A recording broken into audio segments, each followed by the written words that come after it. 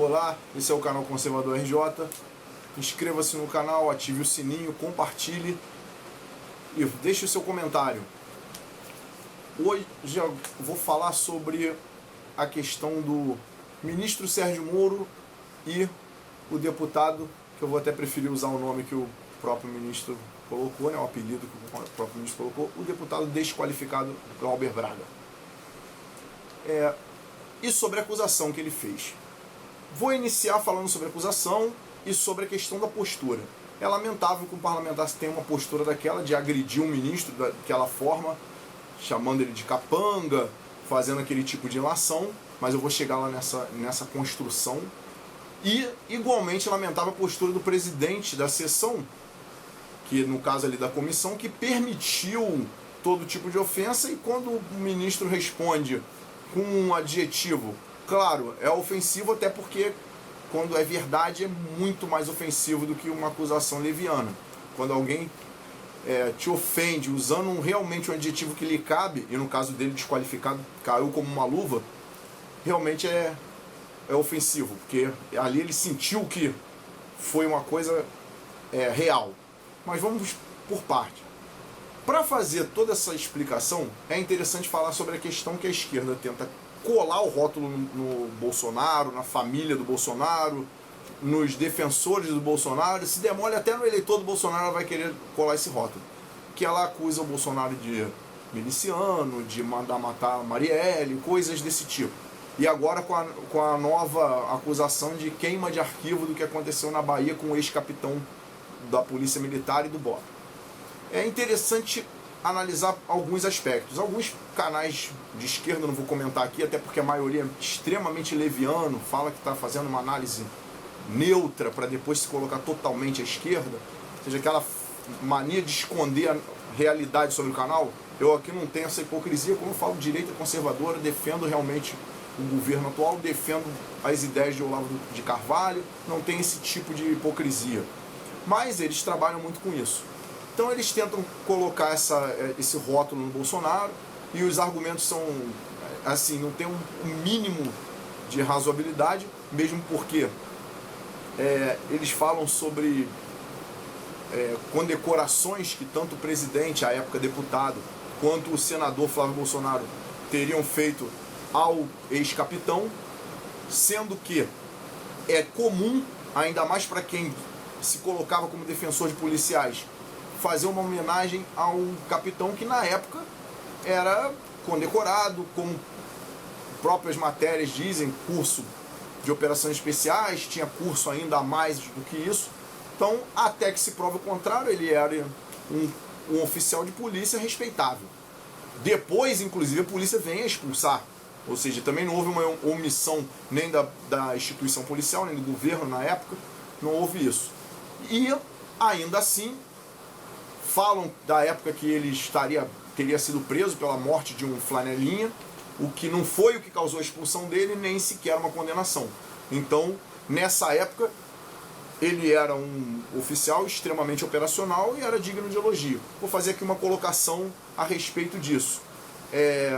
O próprio Álvaro Lins, quando delegado, quando posteriormente chegou a ser deputado, possivelmente era elogiado, porque ninguém sabia dessa conduta. Quantas pessoas fizeram elogio ao Lula? Será que todas elas compactuavam com o que o Lula estava fazendo?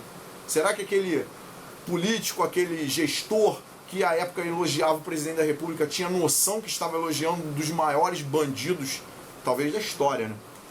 Eu acredito que não. Mas até então você só tem a presunção de que ele é presidente da República. Não se imagina essas práticas delituosas. Então seria o mesmo caso.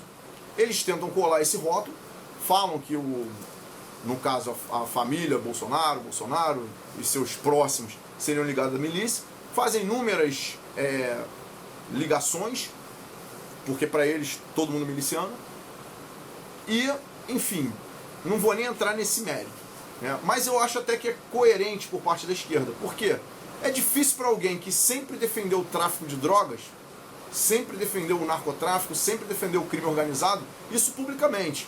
É muito difícil para esse tipo de gente compreender que o cara consegue ser um político sem estar envolvido com o crime organizado. envolvido, que eu digo até indiretamente. Eu posso explicar sobre isso com mais tranquilidade até nesse vídeo. Mas é muito difícil compreender dessa forma.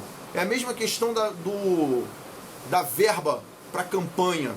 Para quem não consegue fazer dinheiro sem gastar muito, fundo eleitoral tem que ser gigantesco, né? Tem que ter inúmeras doações, seja na época pessoa jurídica, hoje de pessoa física, mas tem inúmeras doações, fica quase impossível aceitar que hoje um presidente foi eleito com quase nenhuma verba, se comparado aos demais.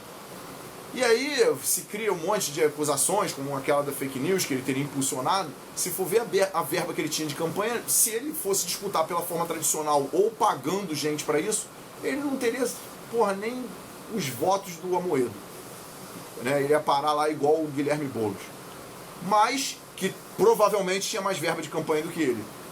Mas o que acontece? Ele faz uma forma alternativa, ele vai para as mídias alternativas, redes sociais, ele é apoiado por brasileiros em grande maioria não, diria todos, mas grande maioria, porque tem gente que realmente era do partido dele, que realmente era candidato pelo partido dele, então esses eu não vou nem contar. Mas a grande maioria esmagadora apoiava ele por vontade, que não recebia nada por isso, os chamados robôs do Bolsonaro, né? Grupo do qual eu faço parte.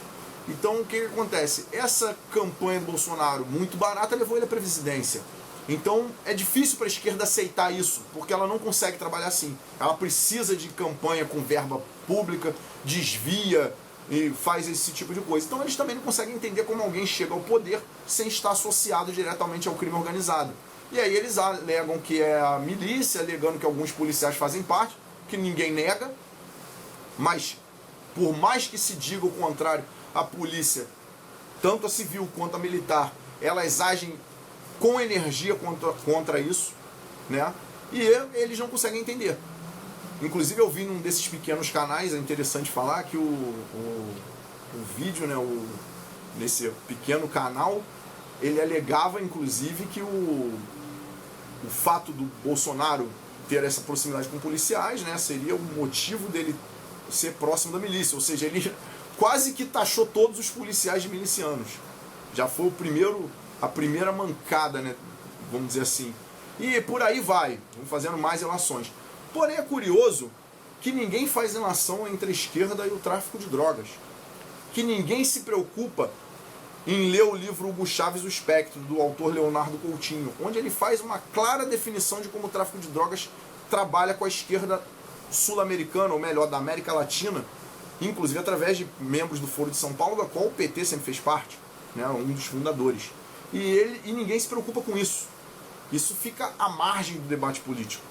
Nós tivemos aí ações do próprio ministro Sérgio Moro, onde ele queria piorar as condições, porque eu prefiro dizer assim, piorar as condições, porque ele queria definir milícia como uma forma de crime mais bem qualificada, mas ele queria sim piorar as situações dos chefes de organizações criminosas, que incluía aí a milícia. Então, se ele fosse um apoiador da milícia, se ele fosse, como disse o deputado, um capanga da milícia, qual seria o sentido dele apertar, ou seja, dele tomar medidas que apertam mais a vida dos chefes das milícias? O isolamento, a questão da visita íntima, tudo medidas que o ministro Sérgio Moro tentou tomar, e quem justamente foi contra foi a esquerda, como ele mesmo colocou a situação. A esquerda foi contra não só essas medidas, mas como a expropriação de bens dos criminosos para uso, inclusive, na segurança pública ou qualquer outro fim, que eu também acho legítimo, que seja educação, saúde, não importa. Tirar do criminoso já é o certo. A esquerda foi contra. E isso também prejudicaria os milicianos. Né? As formas de delação premiada, né? aquela barganha, prejudicaria os milicianos.